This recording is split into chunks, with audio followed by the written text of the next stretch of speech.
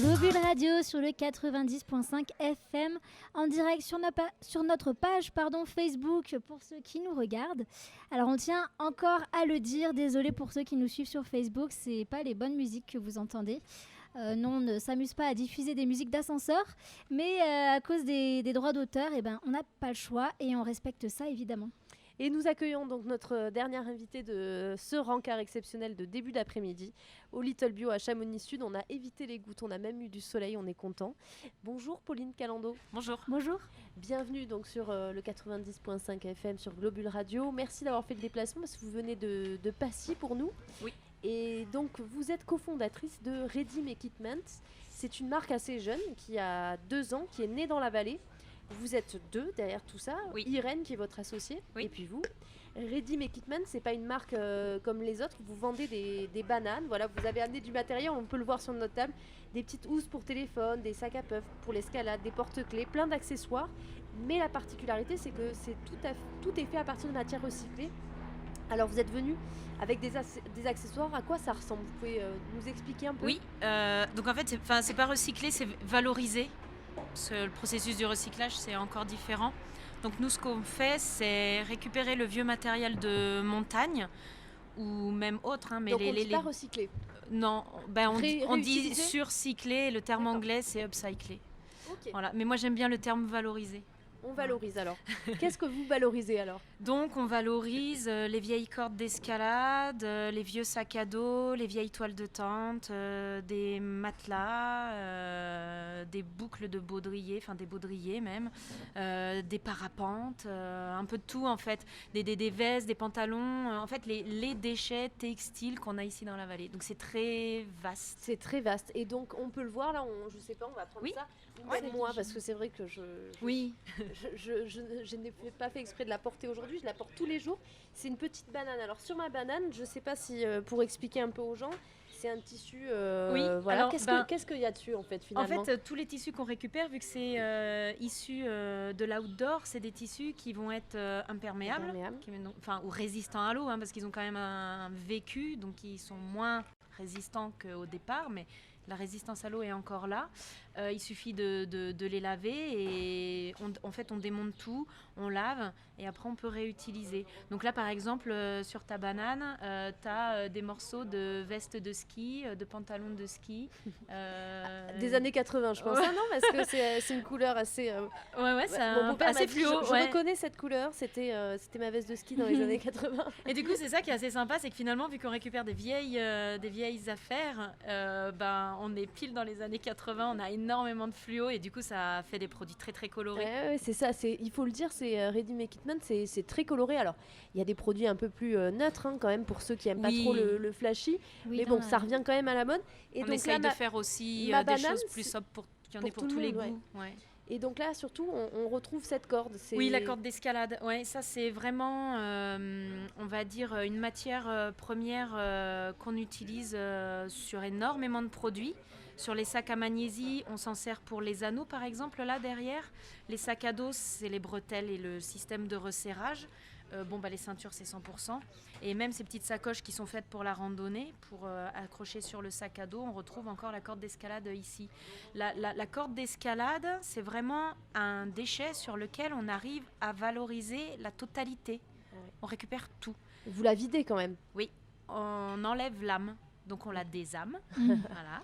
C'est marrant comme terme. Ouais, on aime bien. Pour la donc on enlève réanimer. Ouais, en fait on enlève l'âme pour pouvoir travailler la gaine. Donc la gaine, elle s'aplatit finalement, ça devient une sangle. Donc après, voilà, on peut utiliser pour faire par exemple les ceintures. Là, vous voyez, il y a 3 cordes. Donc vous avez recousu ensemble. 3 gaines qu'on a cousues ensemble.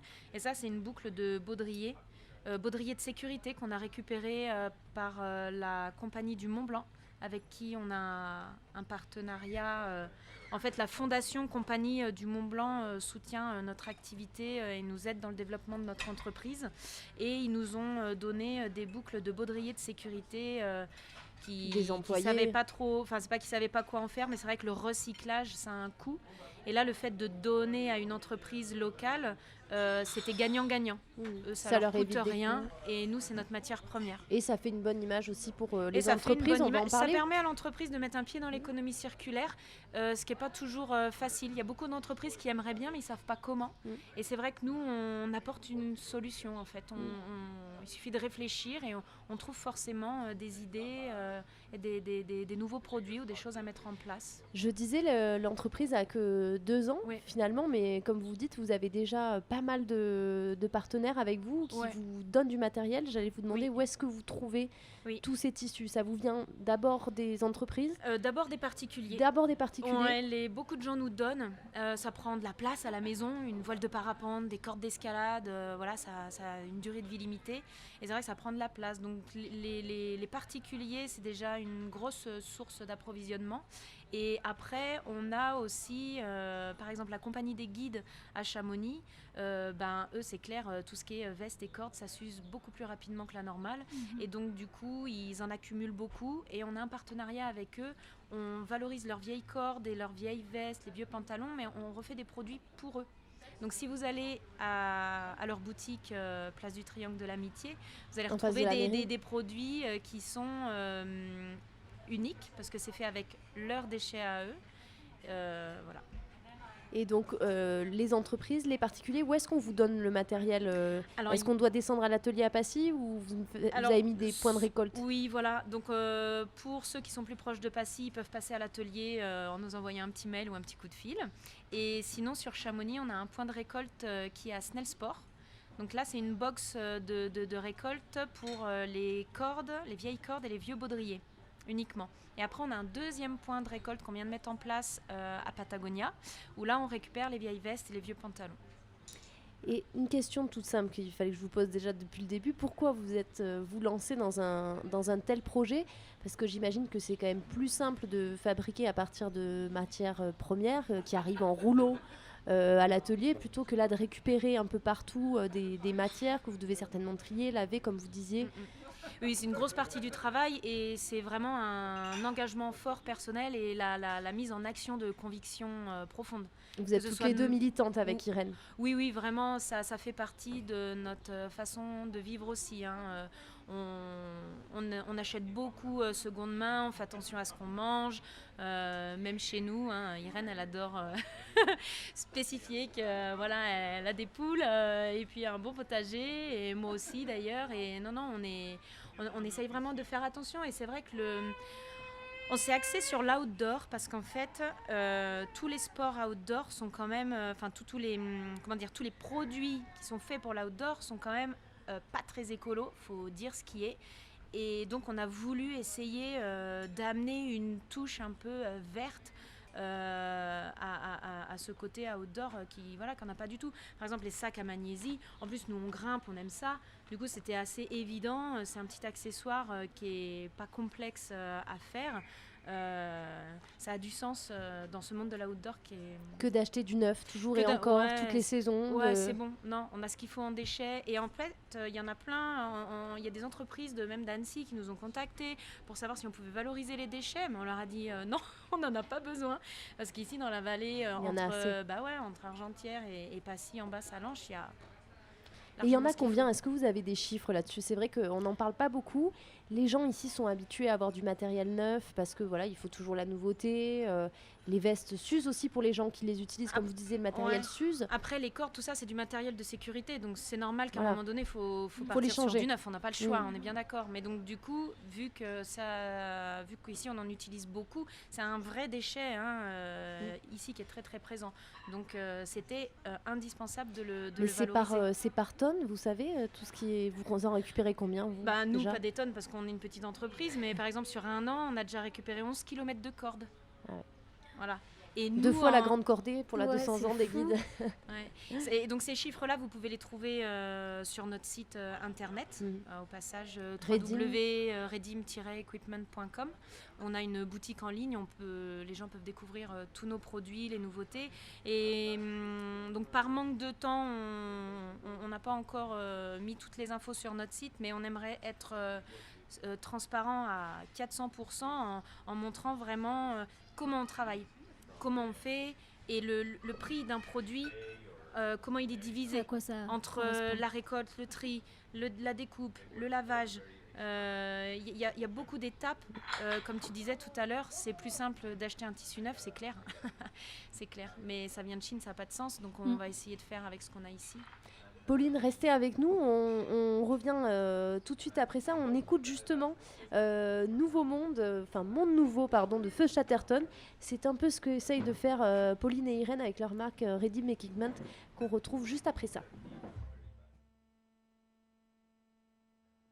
Vous écoutez bien le 90.5 FM Globule Radio et c'était Monde Nouveau de Feu Chatterton comme l'a annoncé Caroline, mais je le redis parce que c'est une musique que notre invitée aime beaucoup.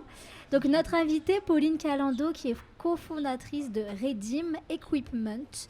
On est toujours en terrasse au Little Bio à Chamonix Sud après une matinée un peu pluvieuse, mais là le soleil va et vient et ça fait du bien.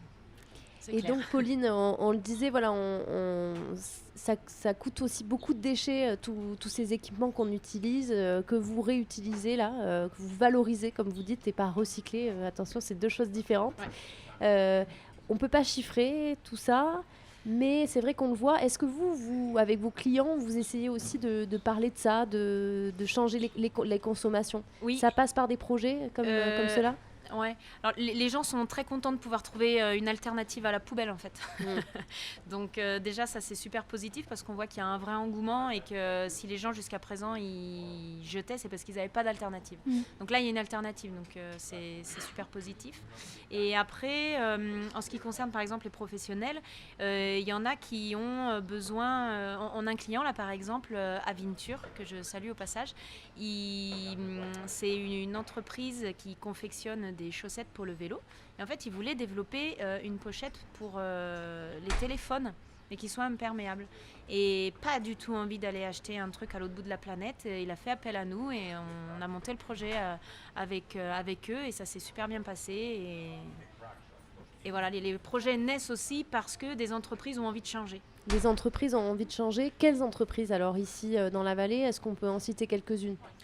Dans la vallée, des entreprises. Ouais. Ben, là, en fait, il y a surtout une entreprise là qui me vient à l'esprit. C'est quoi, la Grimpe, qui est dans la vallée. Salut Magali. Parce qu'elle avait besoin de petits sacs à magnésie pour faire grimper ses enfants.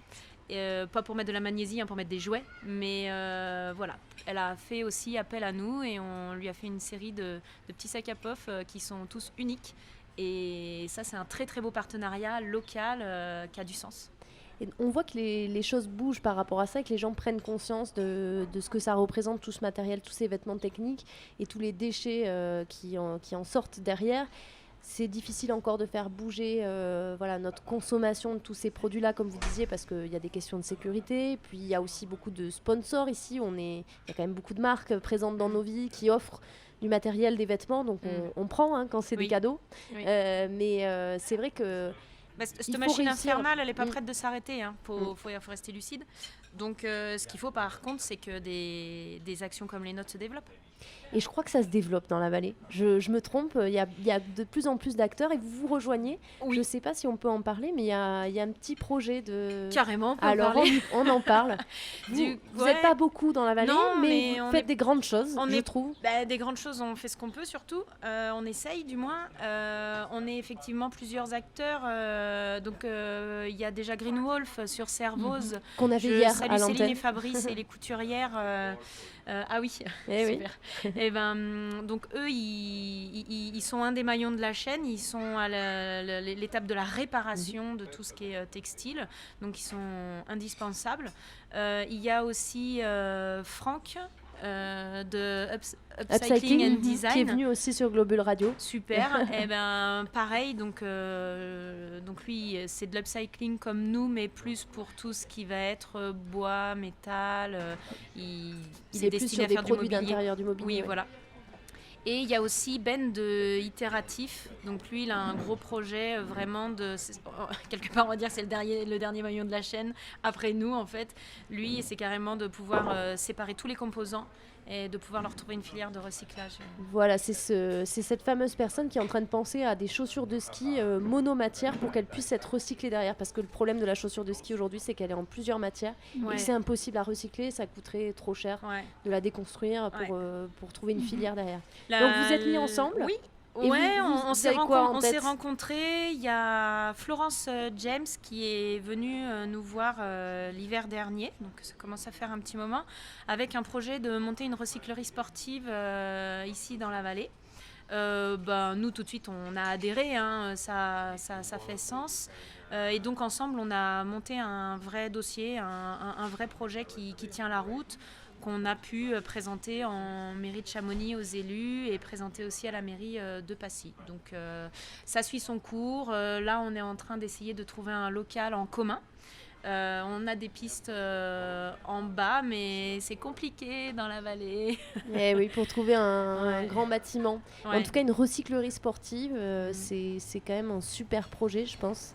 Puis c'est pas une recyclerie, je veux dire, dégoûtante où on vient mettre que du déchet. On veut un endroit de collaboration dans le travail et un espace où on puisse aussi créer des événements, faire des conférences. Et voilà, on veut quelque chose de moderne, qui fédère, qui rassemble les gens, et où les gens peuvent aussi venir voir notre travail, comment on fait, qu'est-ce que c'est, etc. Et donc pourquoi pas accueillir d'autres boîtes aussi, d'autres entreprises. Complètement. Plus on sera nombreux, mieux ce sera. Voilà, un petit bouillon.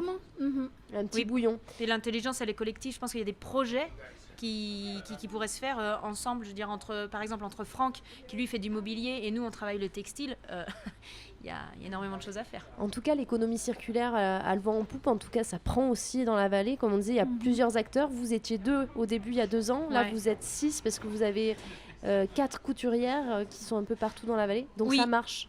Oui, on a eu besoin parce qu'en fait, on ne peut plus tout faire. Donc, tous nos produits à nous qu'on vend en ligne ou sur les événements, on a décidé de les faire. Après, les projets d'entreprise, c'est nous qui les faisons. Parce que souvent, c'est des projets qu'on développe, carrément, on fait du prototypage, etc. Donc ça, c'est nous qui le faisons. S'il y a des grandes quantités, on fait faire une partie aux couturières.